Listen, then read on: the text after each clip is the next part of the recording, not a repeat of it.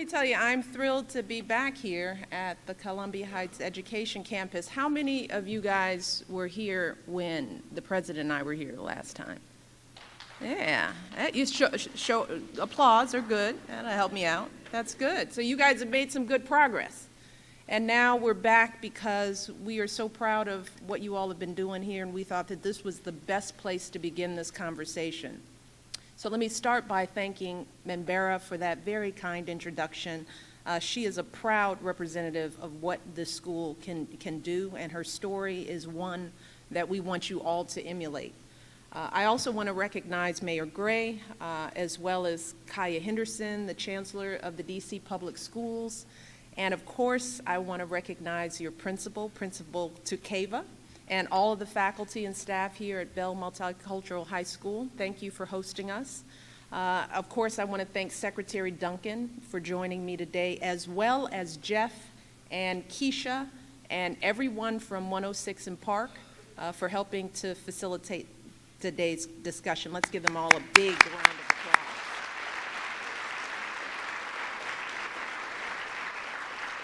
But most of all, I want to recognize all of the young people who are here with us, the sophomores here at Czech. And I wanted to come here today because you guys and students like you across America are at the heart of one of my husband's most important goals as president. See, when Barack came in office, one of the very first things he did was to set what he calls a North Star goal for the entire country. That by the year 2020, the year that all of you will be graduating from college, that this country will have the highest proportion of college graduates in the world. Now, Barack set this goal because as a generation ago, we were number one in college graduates. But over the past couple of decades, this country has slipped all the way to 12th. We've slipped. And that's unacceptable. And we've got a lot of work to do to turn that around and get back on top. But Barack didn't just set that goal because it's good for our country. He did it because he knows how important higher education is to all of you as individuals. Because when the year 2020 rolls around, nearly 2/3 of all jobs in this country are going to require some form of training beyond high school. Now that means whether it's a vocational program, community college, a 4-year university, you all are going to need some form of higher education in order to build the kind of lives that you want for yourselves, good careers, to be able to provide for your families. And that's why the President and Secretary Duncan have been doing everything they can to make sure that kids like you get the best education possible and that you have everything you need to continue your education after high school.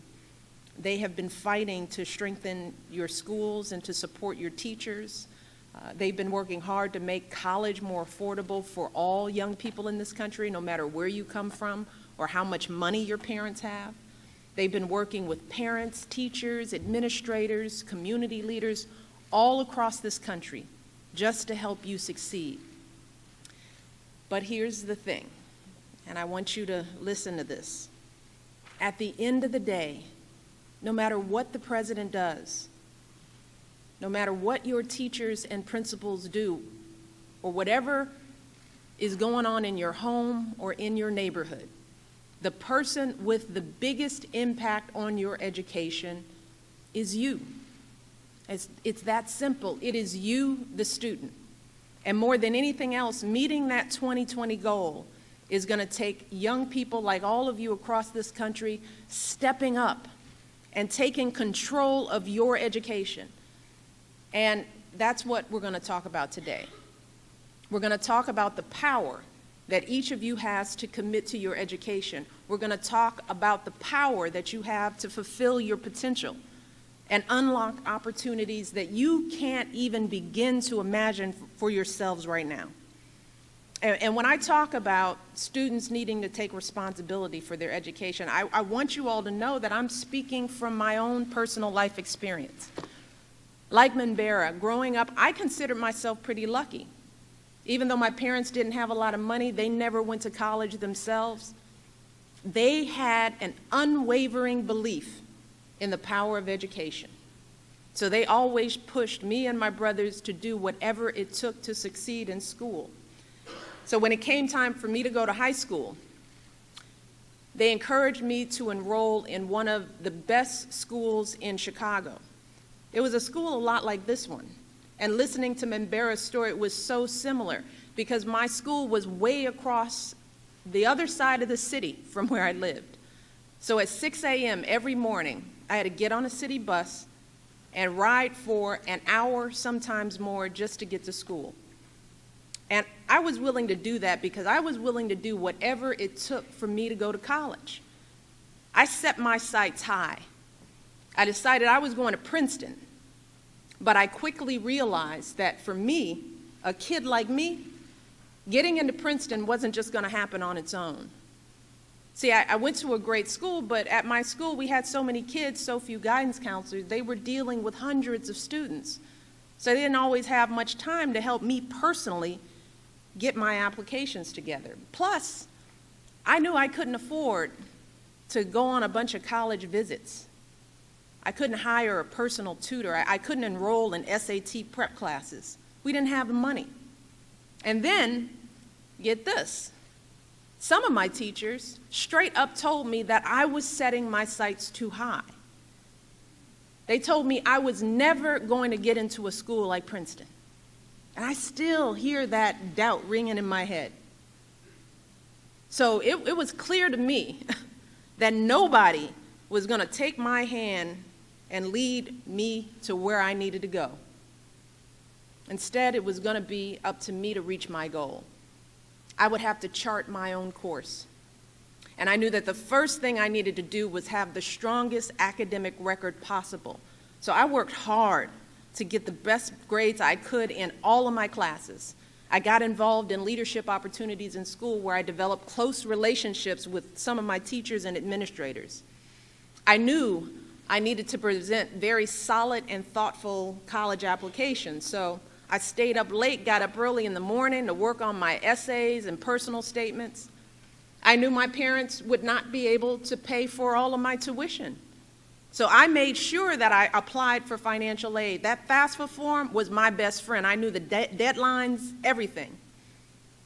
Most importantly, when I encountered doubters, when people told me that I wasn't going to cut it, I didn't let that stop me. In fact, I did the opposite. I used that negativity to fuel me, to keep me going. And at the end, I got into Princeton, and that was one of the proudest days of my life. But getting into Princeton was only the beginning. Graduating from Princeton was my ultimate goal. So I had to start all over again, developing and executing a plan that would lead me to my goal. And of course, I struggled a little bit. I had to work hard again to find a base of friends and build a community of support for myself in this Ivy League university. I remember as a freshman, I mistakenly rolled into a class that was meant for juniors and seniors. And there were times when I felt like I could barely keep my head above water. But through it all, I kept that college diploma as my North Star. And 4 years later, I reached that goal, and then I went on to build a life I never could have imagined for myself. I went to law school, became a lawyer. I've been a vice president for a hospital. I've been the head of a nonprofit organization. And I am here today because I want you to know that my story can be your story. The details might be a little different, but let me tell you, so many of the challenges and the triumphs will be just the same.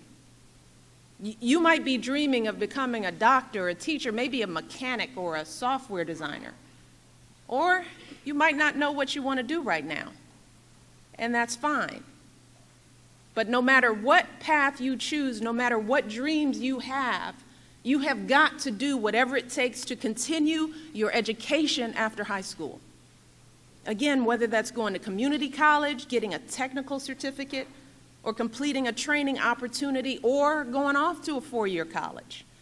And once you've completed your education, you will have the foundation you need to build a successful life. That's how me, that's how Mendengarkan, that's how so many other students have overcome adversities to reach our goals. There's another young man, Roger Sanchez. He's another example of a Czech alum who is working toward his North Star goal. In 5th grade, Roger came to the United States from the Dominican Republic to live with his mother. When Roger arrived in America, he could barely speak a word of English. He often couldn't understand anything his teachers were saying, so he decided to put a piece of paper in his pocket so he could jot down all the new words he heard, and then he'd ask his friends and teachers to translate for him. He went to the library and pored through books and videos and cassettes to help teach himself English. And after all those hours of studying and practicing, Roger arrived here at Bell, ready to thrive. And every day he put the same effort into his classes that he put into learning English. He joined the baseball, the football teams. He helped found your Global Kids Club so that students could discuss world issues. And last spring, he graduated with nearly a 4.0 GPA. And today, Roger's a freshman at American University. He's majoring in international relations, and he also volunteers as a mentor. He's paying it forward. He's helping high school students, just like all of you, with their college applications and essays. And I had the chance to meet Roger, who's here today, and I'd like to, Roger, can you stand up if you're in the audience so we can give you a round of applause? We're so proud of you. There Roger is.